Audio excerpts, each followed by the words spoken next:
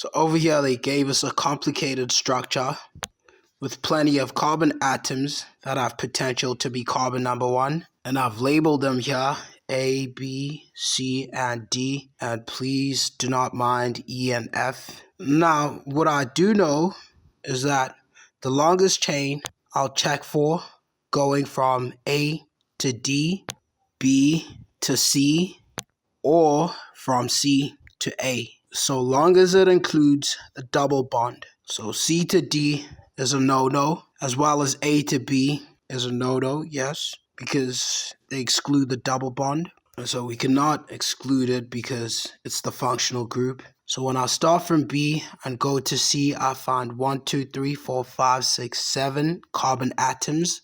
And when I start from A going to D, I find 1, 2, 3, 4, 5, 6, 7, 8 carbon atoms. So our longest chain will be from A to D or D to A. Now let's consider our second point, which is consider the functional group and which side is more convenient to find the functional group. When I start from A, 1, 2, 3, 4, I find it at carbon number 4. When I start from D, 1, 2, 3, 4, I find it at carbon 4 still. And since either way I find it at carbon number 4, I no longer consider it, but specify. So I'll move on to my third point, where I'll consider the branch. So now I look for the convenient side to find the branch, and this time I'll start from D, and I'll find it on the third carbon, 1, 2, 3. That's where I found the branch. And when I start from A, I still find the branch on the third carbon when you start from A side. So either way, I find it on the third carbon, which is kind of a hassle. So this is when the alphabetical order comes into play. Now, what comes first between E and M? And we know that it's E.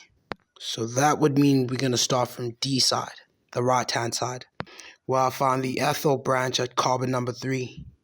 So my carbon number 1 will be D. Yep, and point A will be carbon number 8, or carbon A.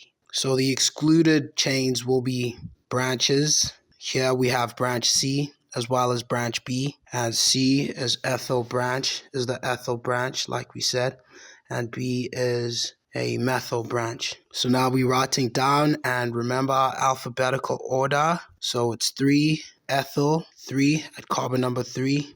We find ethyl, 3 hyphen ethyl hyphen 6 at carbon number 6.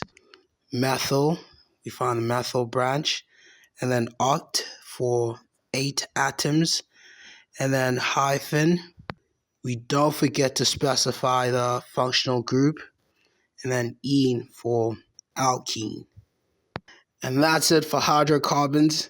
And tell me if your brain is not experiencing an exercise.